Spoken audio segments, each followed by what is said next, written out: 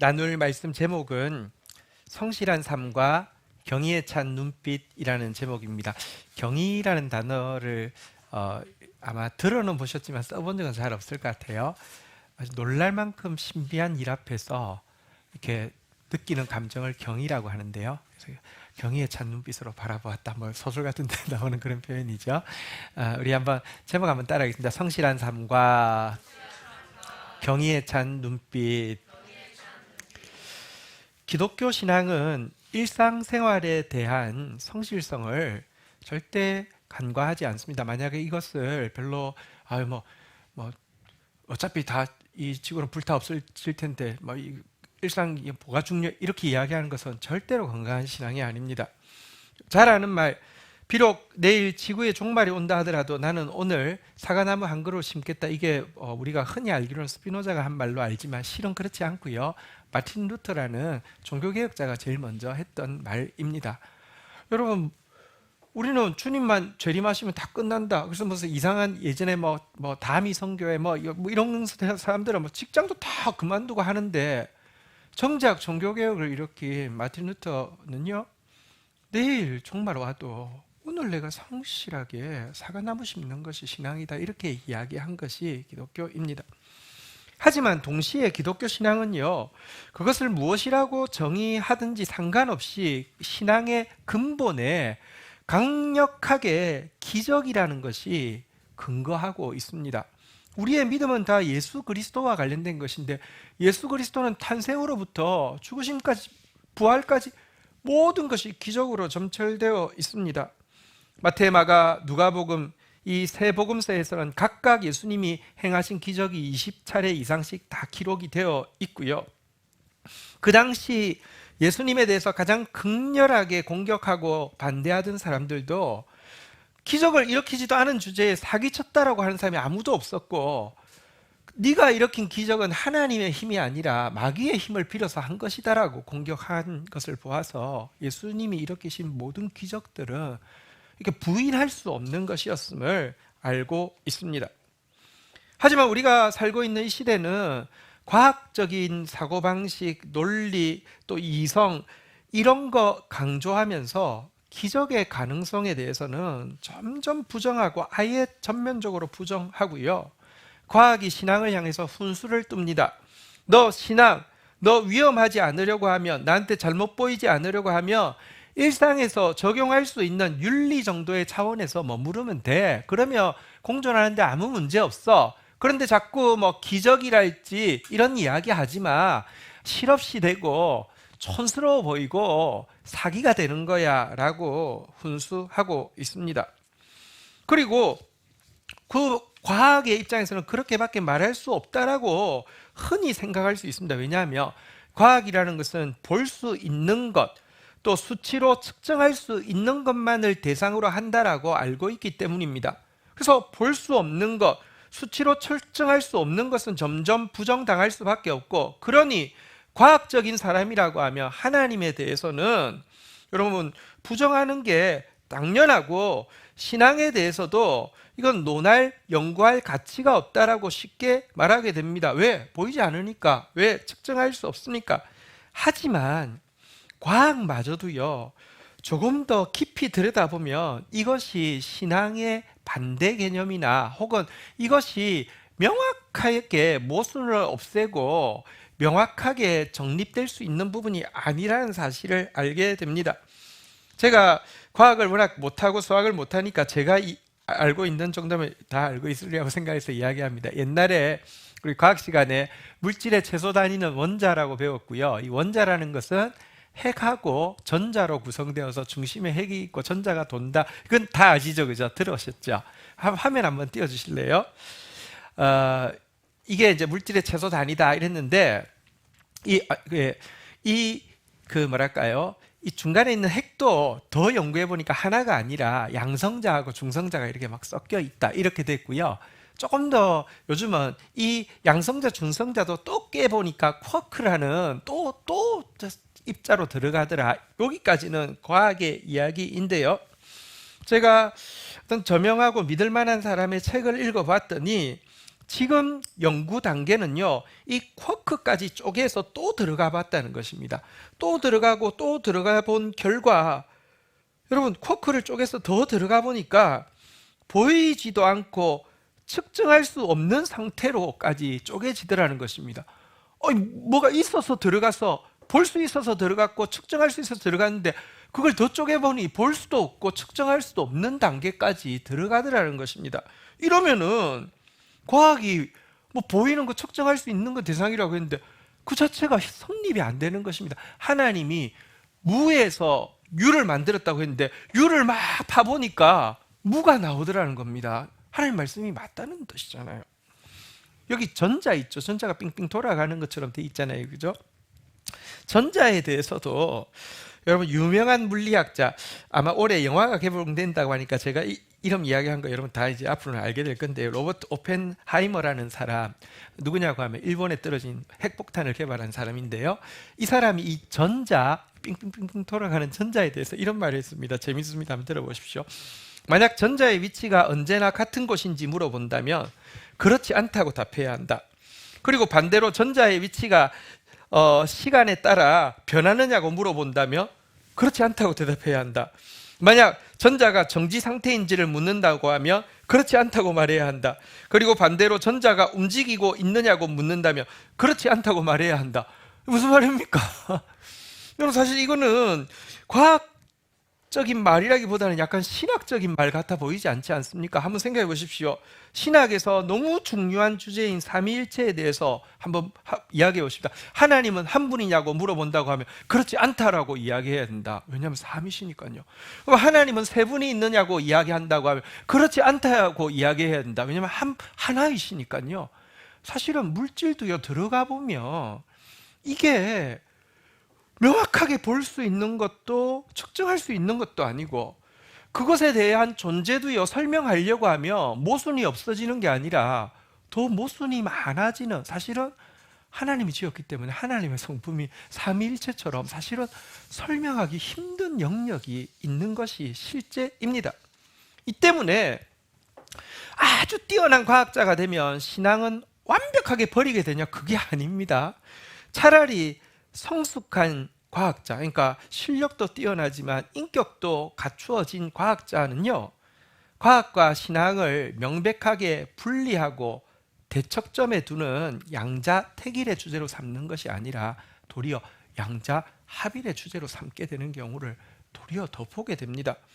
모든 과학자가 그렇다는 것은 아닙니다. 실력에서도 또 인격에서도 같이 가야지만 정직하게 발언하니까요. 그러나 금시대에 사실은 가장 많은 영향력을, 또 우주에 대해서도 가장 많은 영향력을 주고 있는 아인슈타인 같은 위대한 물리학자는요, 개인적으로 또 과학적인 연구를 통해서 하나님이 분명히 존재한다고 결론을 내리고 있는데 이게 전혀 실은 비과학적인 게 아니라 이상하지 않다는 것입니다.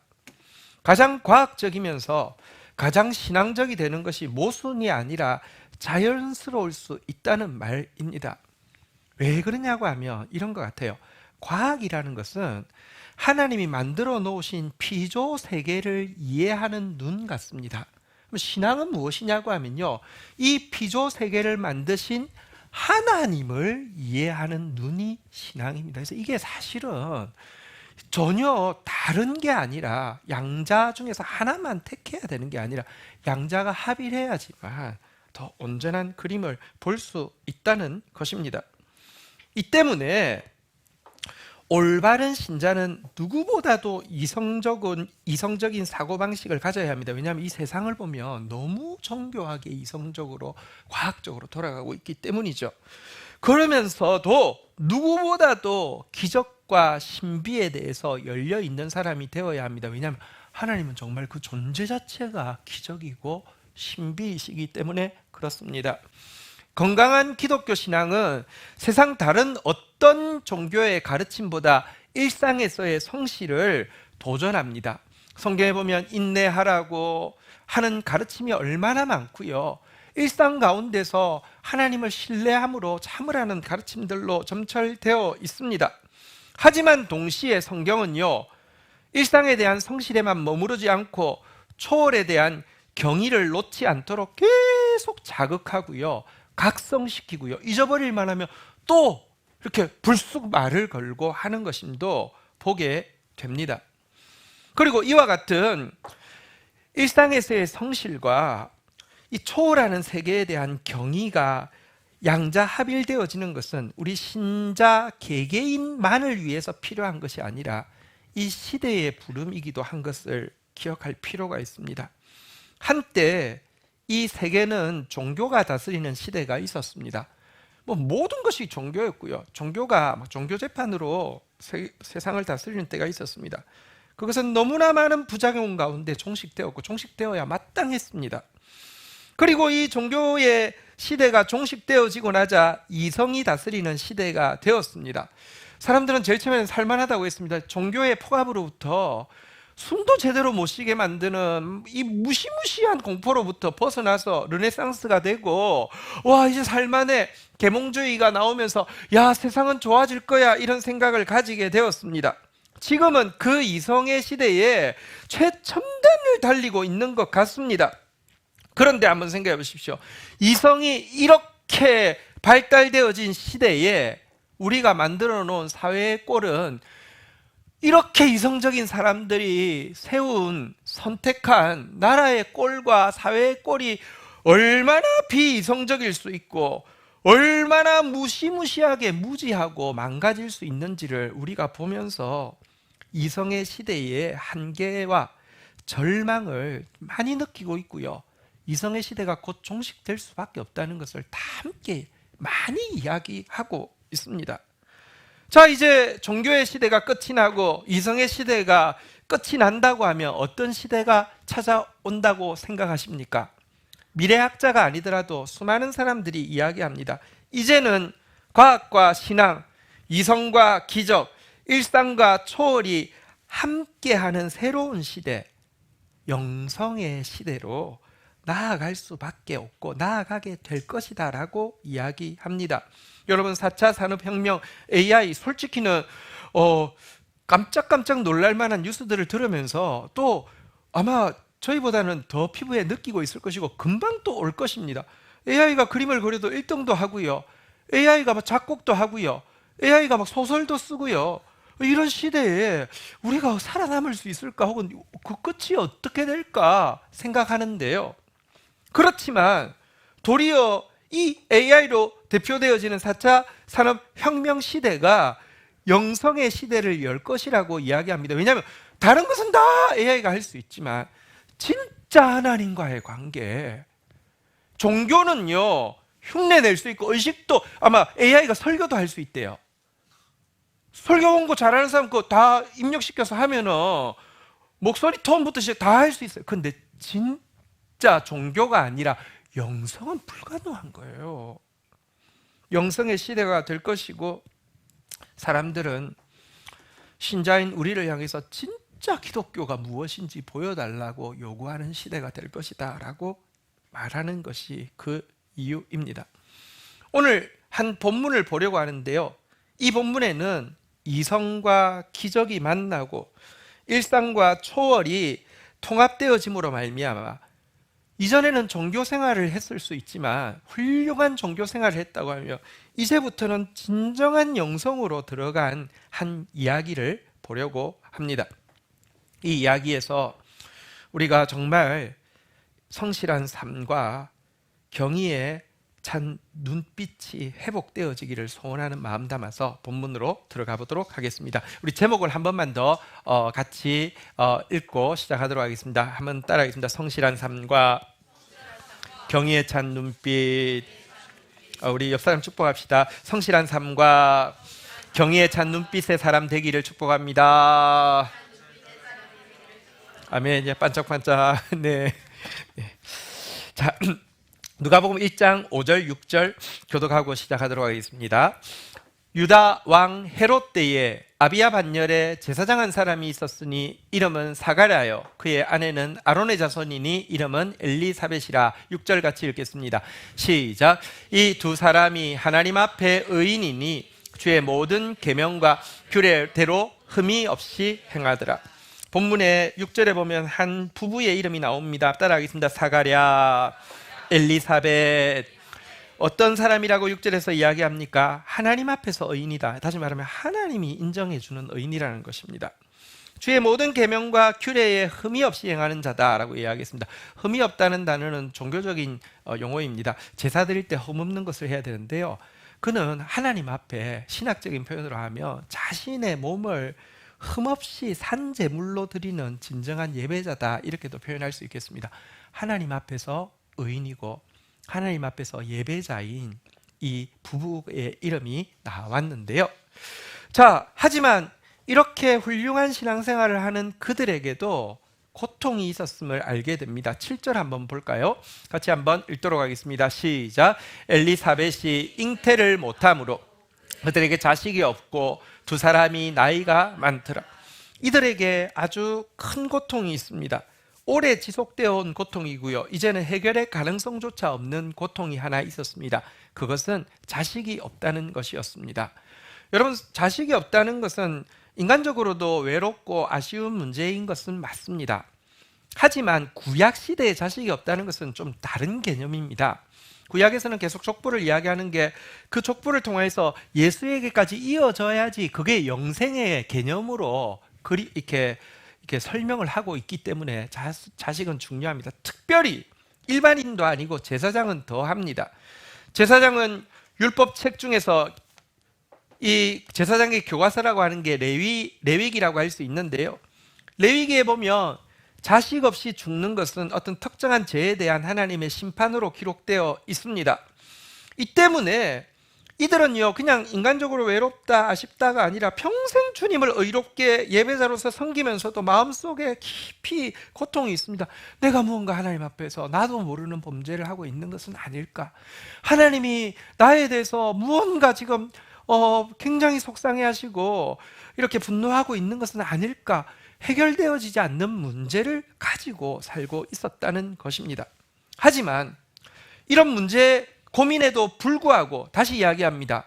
일평생을, 이제는 해결의 가능성조차 없는 늙은 나이가 될 때까지 일평생을 의인으로서 살아냈고 산 제사를 드리는 예배자로서 살아냈다는 것을 한번 생각해 보십시오. 사실 고통은 이들뿐 아니라 세상 모든 사람들에게 이런 모양 저런 모양으로 다 있는 보편적인 주제입니다.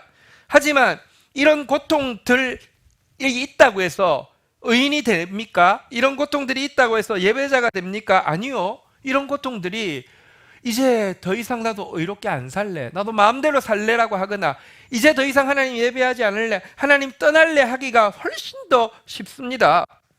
그런데 그가 어떻게 끝까지 의인으로서 살아내고 예배자로서 살아낼 수 있었을까요? 이게 사실은 그의 성실한 삶 자체가 신앙의 힘이라는 것입니다.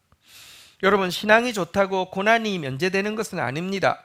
면제되지 않을 뿐만 아니라 주위에 있는 일상적인 신자들이 이것에 대해서 사실은요, 비난하기도 합니다. 신자들은요, 미신이 있습니다. 진짜 신앙이 좋았다고 하면 고통이 없을 것이라는 미신이 있습니다. 그들 볼 때 주관적으로 객관적으로 의인 같고 예배자 같은데 그들에게 이 큰 고통이 있는 것을 보면서 한마디씩 거듭니다. 너 정말 의로워 보이긴 하는데 너 진짜 예배자처럼 사는 거라고 생각했는데 도대체 왜 하나님께서 너한테 이렇게 하시는 거야? 이런 비방들, 또 이런 말들 앞에서 그의 마음도 많이 낙담되었을 수 있습니다. 하지만 그런 말 들으면서까지 고난도 있고 같은 신자들에게까지 그런 말까지 들어가면서까지도 하나님 앞에서 결론적으로 의인이고 결론적으로 진짜 예배자라고 인정받게 해주는 힘이 무슨 힘이냐? 그게 신앙의 힘이라는 것입니다. 여러분, 우리 일상, 특별히 청년들인 여러분의 일상 만만치 않은 것 같습니다. 참 저희 시대보다 더 어려워진 것 같아서 세상이 더 나아지는 게 아니라 이게 진짜 이성의 시대의 종말을 향해서 다가가고 더 어려워지는 것 같아서 무거운 마음이기도 합니다. 하지만 확실히 말씀드릴 수 있는 것은 여러분들의 무겁고 아픈 일상을, 그러나 신앙의 힘은 넉넉히 성실하게 살아낼 수 있는 힘을 준다는 것을 저는 믿습니다. 여러분 한 분 한 분 하나님이 주시는 신앙의 힘으로 말미암아 여러분들의 일상을 성실하게 살아낼 수 있게 되기를 주의 이름으로 축복합니다. 자, 그런데 1장 8절에 보면 이제 무슨 변화가 찾아오게 됩니다. 1장 8절 9절 교독하겠습니다. 마침 사가랴가 그 반열의 차례대로 하나님 앞에서 제사장의 직무를 행할 때 9절을 읽도록 하겠습니다.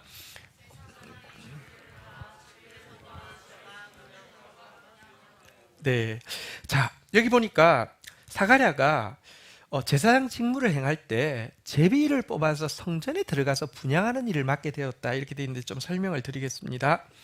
제사장은 24반열로 되어 있습니다. 어떻게 말이냐고 하면 한 반열이 한 주간 제사를 돕습니다. 자, 그러면 그 다음 주가 되면 2반열, 3반열에서 24주 후에 25주 되면 다시 이제 맞습니다. 그래서 1년에 평균 2주 정도를 한 반열의 제사장 무리가 맡게 되고요. 한 반열 안에는 제사장이 몇 명이 있느냐? 대략 1000명 정도가 있었습니다. 왜냐하고 하면 성전에 온 백성들이 와서 제사를 드리는데 그 제물 뭐 이렇게 또 뭐 집전하고 많은 일들이 있다 보니까 1000명 정도가 있었습니다. 각자에게는 역할들이 있습니다. 하지만 성소 안에 들어가서 금 향로 앞에까지 나아가서 다시 말하면 떡상을 지나서 여기 그 뭐죠? 등잔대를 지나서 이 금 향로 제단에까지 나아가는 일은 단 한 명이 하는데 이거는 역할을 주는 게 아니라 제비를 뽑았습니다. 제비 뽑기 확률은 얼마입니까? 1000분의 1이잖아요. 그죠? 근데 일평생에도 1년에 2주 섬기면은요. 일평생 두 번의 기회가 있죠. 그리고 그러면 일평생 해봤자요. 사실 34대부터 은퇴할 때까지의 나이로 치면요. 그래서 2번 이런 기회가 오면 로또라고 할 만큼 사실은 거의 오지 않는 기회가 갑자기 그에게 주어지게 되었습니다. 자, 이러니 여러분 그는 이 준비를 얼마나 더 열심히 했겠습니까? 다른 일은 익숙해서 뭐 그냥 매뉴얼이 다 있는데 처음 들어가 보는 거잖아요. 그러면 준비해야 되겠죠. 준비를 어떻게 합니까? 율법의 말씀을 읽어야 될 것 아닙니까? 그 성소에 들어갈 때 어떻게 해야 되는지에 대해서 레위기에도 자세히 기록되어 있고요. 또 율법에 보면 그 안에 들어가서 어떤 사람들의 이야기가 기록되어 있습니다. 모세와 아론이 그 속에 들어가서 하나님을 만난 기록이 있습니다. 홈리와 비나스가 잘못 들어갔다가 잘못 행하다가 죽은 기록도 있습니다. 다윗과 솔로몬이 성전을 짓고 성소에 하나님의 영광이 임한 기록도 있고요. 가까이 있는 이사야나 스가랴 같은 선지자들이 성소에서 하나님을 만난 사건들도 기록들도 보았을 것입니다. 특별히 스가랴, 사가랴 이것은 이스라엘 히브리 표현이냐 헬라 표현이냐 똑같은 한국 같은 단어입니다. 자기하고 이름도 같은 스가랴가 들어갔다가요. 여러분 성소에 딱 들어가니까 메노라라고 하는 이 금 등잔대에 여기 이제 이렇게 사가랴 같은 사람이 들어가서 하는 일이 떡상의 떡을 한 주에 한 번 이렇게 교체를 하는 거고 여기 메노라의 불이 이렇게 밤부터 아침까지 꺼지지 않도록 이렇게 기름을 보충하는 일을 하고 그 다음에 금향로에 가서 향을 이렇게 올리는 거거든요. 그런데 이거 할 때 이걸 봤더니 사실은 이제 이스라엘 말기에 더 이상 예배가 제대로 되지 않으면서 이 불이 꺼질 수밖에 없잖아요. 기름을 안 넣으니까 이제 이거 끝났구나라고 생각하는데 이상하게 불이 붙어요. 계속 타요. 이거 왜 이러지 하고 봤더니 이 메노라 양옆에 감람나무 2개가 직접 서가지고 직접 기름을 넣어서 꺼지지 않게 하는 그런 환상을 본 거. 여러분 이름도 똑같은 사람이 성소에 들어가서 했던 그 경험들 보면서 설레기도 하고 두렵기도 하고 막 준비도 하고 그런 마음으로 들어가게 되었을 것입니다. 그리고 사실 성소에 들어가는 것 자체가 하나님의 임재 속에 들어간다는 것은 일반 제사장이 아니라 일반 백성들에게도 교육을 시켜서 모두 알고 있는 주제였습니다. 10절 한번 볼까요? 한번 같이 읽겠습니다. 시작. 모든 백성은 그 분향하는 시간에 밖에서 기도하더니. 계속 교육을 했거든요. 성도들한테도 제사장들이 교육을 했습니다. 여러분 다른 거 할 때도 참 예배에 왔으니까 경건하게 하셔야 되지만 특별히 한 분 제사장이 성소에 들어가면 여러분 전부 스탠바이 해 계십시오. 기도해 계십시오. 그곳은 하나님의 임재가 이루어지는 장소이기 때문에 어떻게 나타나셔서 어떤 축복을 주실지 모르니 제사장이 다시 돌아서 나올 때는 여러분들에게 하는 말씀은 일상적인 이야기가 아닙니다. 그러니까 받으려고 하면 준비해야 됩니다. 이렇게 계속 교육을 했어요. 아마 사가랴도 자기가 들어가는 당번이 아니고 여기 백성들에게 교육할 때는 그런 이야기 매번 했을 것입니다. 그러니까 자기도 지금 그런 기대를 가지고 백성들도 그런 기대를 가지고 들어갔을 터인데요. 자, 실제 들어가서의 모습을 한번 볼까요? 11절, 12절 교독하도록 하겠습니다. 주의 사자가 그에게 나타나 향단 우편에 선지라. 12절 같이 읽겠습니다. 시작. 사가랴가 보고 놀라며 무서워하니. 자, 이제 떡상 메노라 이 금등잔대를 지나서 금향로에다가 이렇게 하려고 하는데 조금 느낌이 이상해서 툭 봤더니 오른쪽에 주의 천사가 떡하니 서 있는 것입니다. 그랬을 때 여기 표현해 보니까 보고 놀라며 무서워하니 이렇게 표현되어 있는데요. 이런 정도의 느낌이 아닌 것 같습니다. 좀 경망스럽긴 하지만 이거 하려고 하다가 엄마야! 뭐 이렇다는 분위기입니다. 13절 한번 볼까요? 천사가 그에게 이르되 사가랴, 한번 따라하겠습니다. 사가랴여 무서워하지 말라. 얼마나 놀랬든지 아마 프로세스를 머릿속으로 계속 시뮬레이션 하면서 그 다음에 뭐 하고 처음 하는 것이니까 막 이랬는데 순서도 다 잊어버리고 멘붕이 와 있으니까 천사가 안정을 시킵니다. 사가랴야 무서워하지 말라. 여러분 진짜 지금 경의의 순간에, 경이라는 게 깜짝 놀랄 만큼 신비한 일을 볼 때 느끼는 감정이잖아요. 경의에 지금 사로잡혀 있는 순간인데요. 여기서 한 가지 좀 생각해 볼 필요가 있습니다. 여러분, 그가 이렇게까지 놀랬다는 것은 말로나 생각으로 항상 하나님의 임재에 대해서 기대한다고 말하고 있었겠죠. 여러분, 예배 자체가 하나님의 임재를 경험하는 거잖아요. 그는 또 참된 예배자였잖아요. 게다가 지금은 성소에까지 직접 들어가잖아요. 그러면 얼마나 이번에 가서 하나님과의 특별한 만남을 내가 기대합니다. 뭐, 여보 기도해줘. 나 이번에 평생 처음 나아가는데 하나님의 특별한 임재를 경험하고 이러고 싶어. 뭐 이랬지 않겠냐 말이에요. 그렇지만 말과 어떤 생각은 그렇게 하지만 실제로는 그런 하나님이 정말 임재할 거라는 기대가 1도 없었다는 것을 보여준다는 것입니다. 참된 예배자였음에도 불구하고 하나님의 특별한 임재에 대한 기대나 임재 체험이 거의 없는 상태였음을 보게 됩니다. 주의 천사가 13절에 보면 그에게 이렇게 이야기해 주었습니다. 한번 따라하겠습니다. 너의 간구함이 들린지라.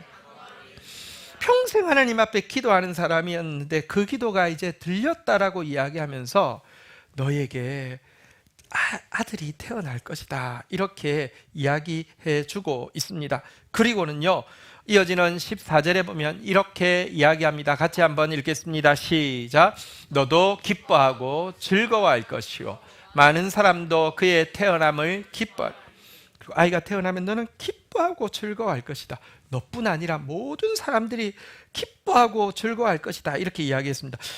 여러분 이게 그냥 쉽게 넘길 부분 같지만 생각해 볼 필요가 있습니다. 우리가요 누가 잘 되면 어떤 사람은 의기소침해지거나 어떤 사람은 화나는 사람 꼭 있습니다. 절대로 누가 기뻐한다고 다 기뻐하지 않습니다. 누가 기뻐할 때 다 기뻐하는 경우는 여러분 첫 번째는요 명백하게 인간의 일이 아니라 하나님의 개입임이 인정되어질 때는 다 기뻐할 수 있습니다. 비슷하니까 싸우지 리그가 다르면 싸울 생각을 못합니다. 이 일은 명백히 하나님의 임재이기 때문에 라고 하면 사람들이 기뻐할 수 있는 것입니다. 사라가 이르되 하나님이 나를 웃게 하시니 듣는 자가 다 나와 함께 웃으리로다. 사라에게 아이가 태어났을 때 전부 다 웃었어요. 이거는 명백히 하나님의 일이니까요. 또 한 가지 이 일이 일어났을 때 모든 사람들이 함께 기뻐할 수 있다는 이 표현에서 사가랴와 엘리사벳이 지금까지 그렇게 많이 기도하였지만 기도하는 것이 그의 공로가 되거나 기도가 원망으로 발전하지 않았다는 뜻도 알 수 있습니다. 만약에 그가 평생 기도하면서 잘해달라고 막 기도하는 게 공로가 되어지면 하나님 이렇게까지 기도했는데도 이거 하나 안 들어주시냐고 하는 원망이 생길 수 있고요. 또 자신들에 대해서 눈빛으로나 말로나 자기의 그 약점인 이 아이의 문제에 대해서 뭔가 하나님이 도대체 너 하나님 왜 그러실까? 나한테 왜 그러실까? 이런 이야기할 때 화를 내면서 한 번 두고 보라고, 하나님 살아계신데 네가 함부로 그렇게 말하지 말라고 이렇게 말해 왔다면 아이가 덜 쑥 태어났어요. 주위 사람들이 다 기뻐할까요? 이제 아이 들고 다니면서 이렇게 얼마나 유세를 떨겠어요. 이 말은 그가요, 사실 지금까지 그렇게 기도는 많이 했지만 절대 원망이나 공로의식이 없는, 그러니까 진짜 정말 그러니까 의인이라고 하고 그러니까 예배자라고 하죠. 어쨌든 이런 사람이었음을 보여줍니다. 하지만 놀라운 것은 이렇게 오랫동안 기도했던 기도 제목이 응답받았고 또 이렇게 기쁜 소식이 그들에게 들렸음에도 불구하고 누가복음 1장 18절에 보면 사가랴의 반응이 이렇게 나옵니다. 한번 볼까요? 같이 읽겠습니다. 시작. 사가랴가 천사에게 이르되 내가 이것을 어떻게 알리요? 내가 늙었고 아내도 나이가 많나이다. 무슨 표현입니까? 이런 뜻 아니겠습니까? 하나님, 그러니까 그 천사에게 그 놀랬으면서도 이렇게 할 말을 하는 겁니다. 참 뜻은 고맙지만 어떻게 그런 일이 일어나겠어요? 저 놀리시는 거죠. 이런 반응으로 나왔다는 것입니다. 여러분, 여기서 우리는 성실한 삶을 살아내는 신자가 빠지기 쉬운 오류와 한계를 발견하게 됩니다. 여러분, 정말 참된 신자는 원망도 없고 교만도 없지만 동시에 기대도 별로 없을 수 있습니다. 성실한 삶을 사는 신자가요. 또 경건이 정말로 습관이 돼 있는 사람은 실제적인 믿음이 없을 수도 있습니다. 그렇게 기도 많이 했는데 응답하신다고 하는데 어떻게 그런 일이 있겠어요? 이렇게 대답할 수 있다는 것입니다. 다시 말하면 신자다운 성실한 삶이 있지만 신자가 꼭 가져야 하는 경의에 찬 눈빛은 상실하기가 쉽다는 이야기를 보여주고 있는 것입니다. 오늘날도 마찬가지입니다. 성도들 중에 정말 성실한 분들이 계십니다.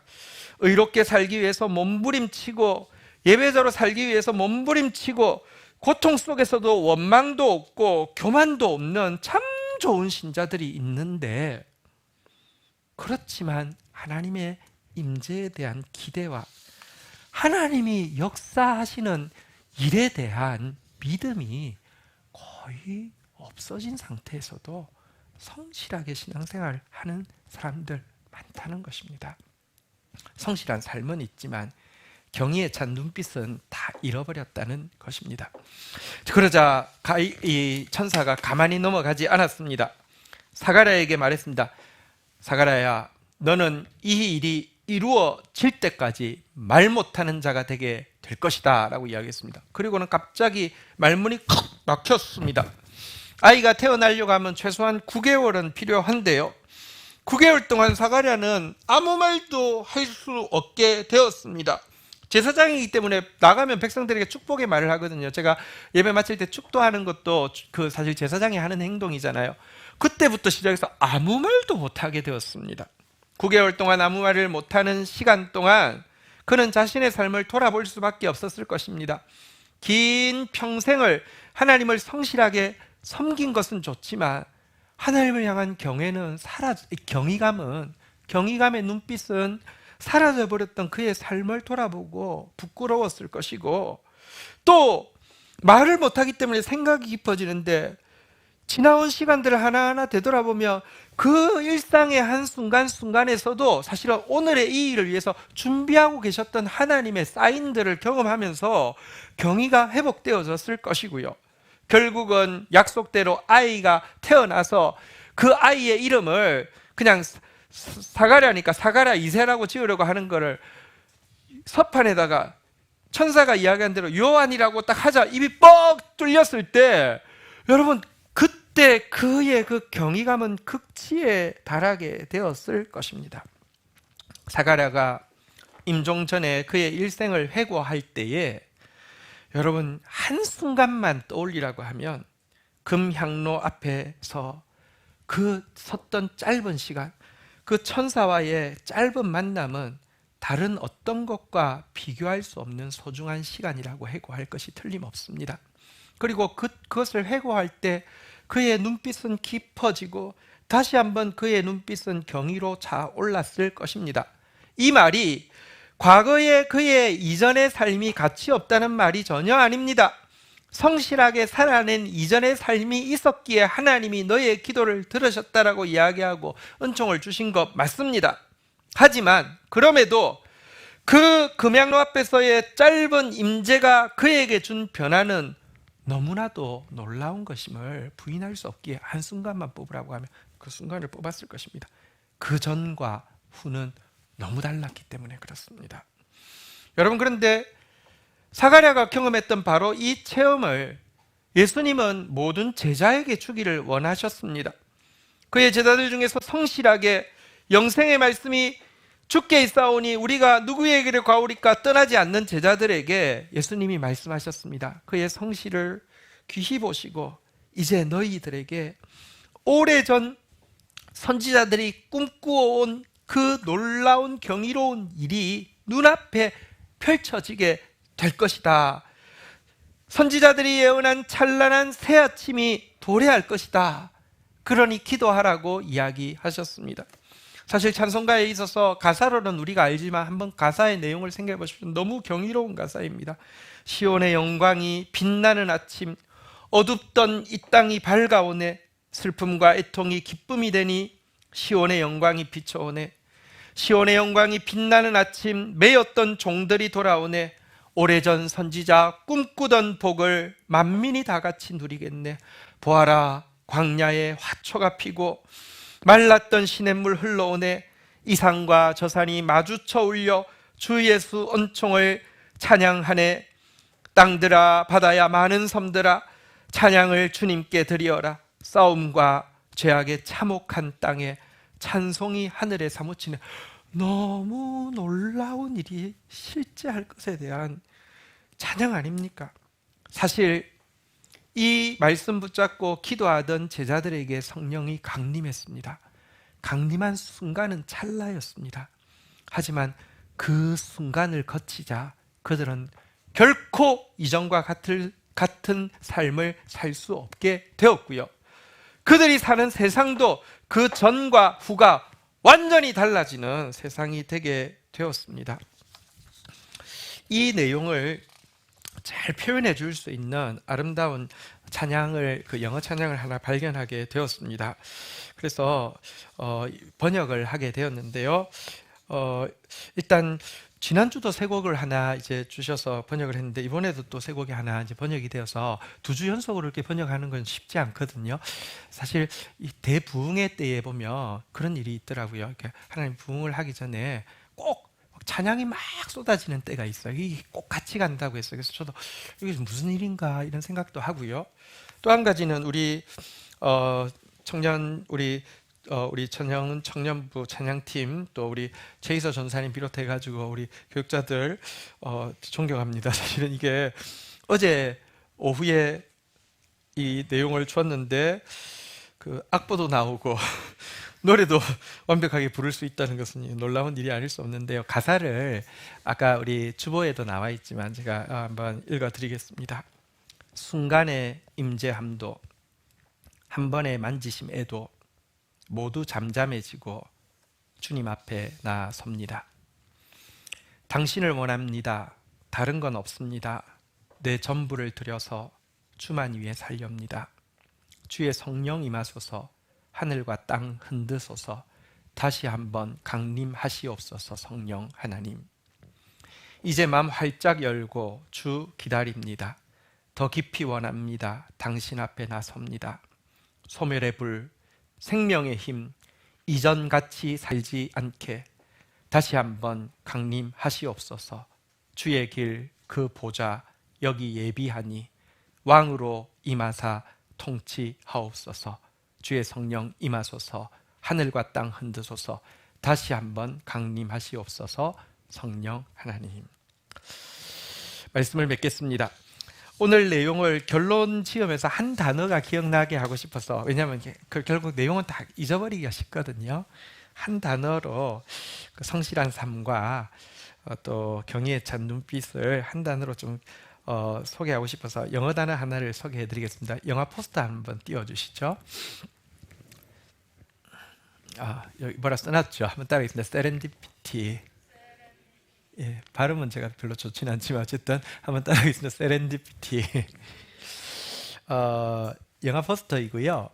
이 세렌디피티라는 영어 단어를 잘 보여주는 영화 내용인데요. 일단 이 단어가 무슨 뜻이냐고 하면요, 그냥 간단하게는 뜻밖의 발견이라는 제목 내용인데요. 영어 사전을 찾아보면, 앱스터 영어 사전 같은 이제 큰 사전을 찾아보면 이렇게 묘사가 잘 되어 있습니다. 나의 노력을 초월하여 우연히 나타난 너무나 가치 있고 너무나 좋은 선물을 세렌디피티라고 합니다. 신앙적으로 좀 설명하자면, 다시 내 노력을 초월해서 이렇게 우연한 만남과 찰나의 순간이 찾아왔는데 그것이 내 인격과 내 영성에 너무나 큰 진전을 이루게 하고, 그 너무 놀라우니까 이해하고 싶어서 이게 어떻게 이런 일이 났지 이해하고 설명하려고 해도 너무 신비해서 말로 잘 표현할 수 없고, 그래서 이거 정말 하나님의 은혜다라고 표현할 수밖에 없는 순간을 세렌디피티라고 합니다. 좋은 단어죠, 그죠? 그래서 세렌디피티. 사실 이 그 영화 포스터에 나오는 이 내용도 이 로맨틱 코미디인데요. 사실 신앙생활이라는 게 여러분 로맨스거든요. 주님과의 로맨스거든요. 이 로맨틱 코미디의 내용도 그렇습니다. 영화 그 포스터 한 번 더 띄워주시면요, 남자가 주인공이 조나단이라는 이름이고 여자 주인공이 세라라는 이름인데요. 이 두 사람이 일상을 성실하게 살아내는 사람이지만, 뭐랄까요, 어떤 초월하는 어떤 만남 혹은 또 순간에 대한 동경도 여전히 놓지 않는 상황에서 우연히 두 사람이 만나게 됐는데 또 헤어집니다. 그렇지만 또 일상에서 살아내지만 그 무언가 어떤 이런 것에 대한 기대를 계속하다가 5년 후에 다시 만나게 되는, 기적적으로 만나게 되면서 이제 결혼하는 그런 이야기거든요. 나중에 집에 가셔서 한번 보셔도 좋을 것 같습니다. 예수님의 신부로서 일상의 삶을 신실하게 살아내는 것 중요하지만, 그분에 대한 경의를 잃어버린다고 하면 이거만큼 뭐랄까요, 신앙에서 주님과의 연애에서 경의가 사라진다고 하면 이게 무슨 쇼윈도 부부도 아니고 이게 무엇입니까? 세렌디피티. 이 한 해 여러분 하나님 앞에서 더 성실하지만 이전과 같을 수 없는 경의의 순간이 찾아오고, 그 순간을 생각하면서 세렌디피티, 주님과의 그 뭐랄까요, 잊을 수 없는 그 한순간으로 모든 것이 바뀌게 하는 세렌디피티의 순간이었다고 간증할 수 있는 우리 청년들 되기를 주의 이름으로 축복합니다. 우리 한번 자리에서 일어서셔서 이 찬양 한번 부르도록 하겠습니다. 네.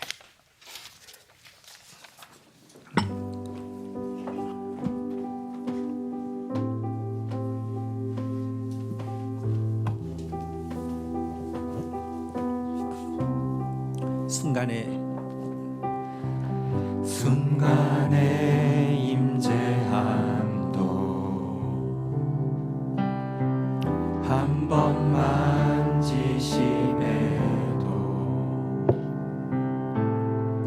모두 잠잠해지고 주님 앞에 나섭니다. 당신을 당신을 원합니다. 다른 건 없습니다. 내 전부를 드려서 주만 위에 살렵니다. 주님 앞에 나섭니다. 주의 성령, 주의 성령 임하소서. 하늘과 땅 흔드소서. 다시 한번 강림하시옵소서.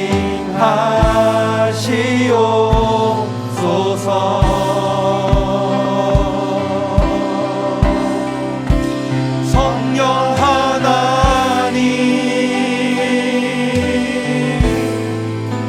성령 하나님,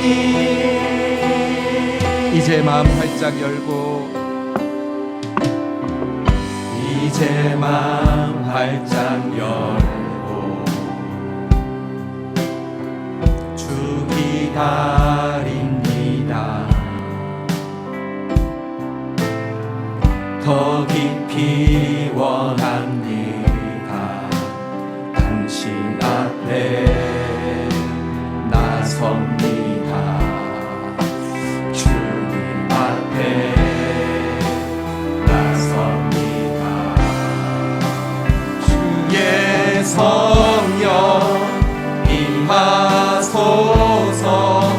하늘과 땅 흔드소서.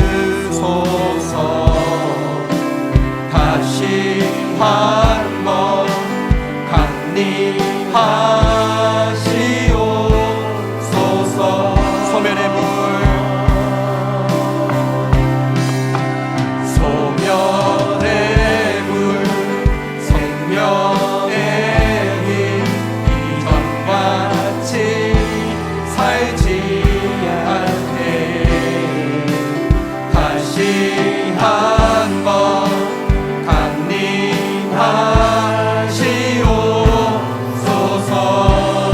성령 하나님, 성령 하나님, 성령 하나님, 주의 길, 주의 길,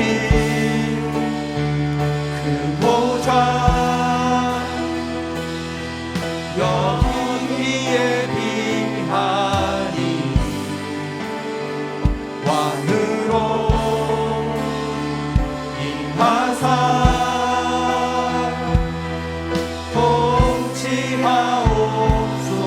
통치하옵소서. 주의 길, 그 보좌 여기에 비하니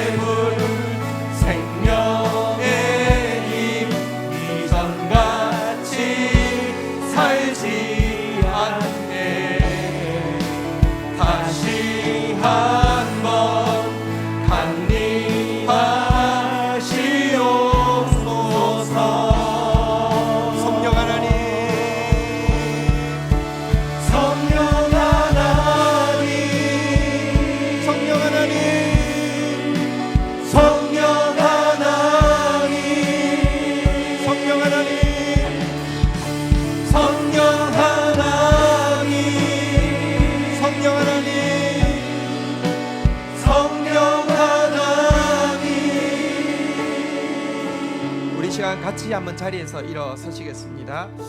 오늘 사가랴에게 일어났던 일들, 예수님의 제자들에게 일어났던 일들, 주님 더 성실한 삶 살기 원하지만 주님 나에게 경의에 찬 눈빛이 회복되어지게 하여 주시고 이전과 같을 수 없는 그 주님의 방문, 그 주님의 임재 나도 체험하게 하옵소서. 우리가 체험하게 하여 주옵소서. 고백 담아서 한번 이 찬양으로 나가도록 하겠습니다.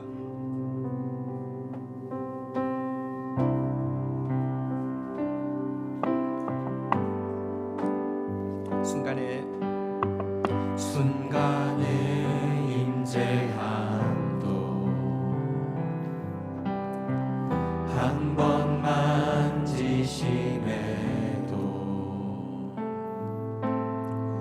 모두 잠잠해지고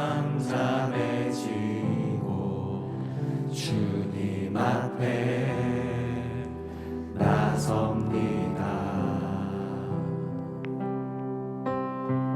당신을 원합니다. 다른 건 없습니다.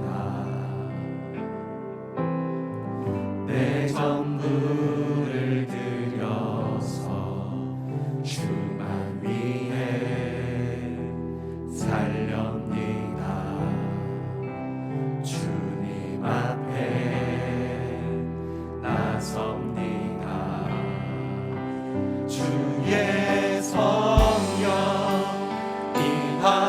임하소서. 하늘과 땅 흔들소서. 다시 한번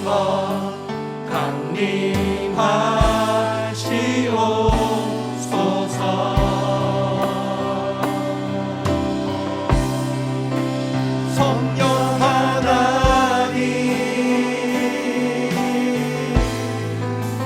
성령 하나님. 이제 마음 활짝 열고 이제 마음 활짝 열고 주 기다립니다. 더 깊이 원합니다. 당신 앞에 나섭니다. 주님 앞에 나섭니다. 주의 성령 임하소서. 하늘과 땅 흔들소서. 다시 한번 강림하시오. 소멸의 문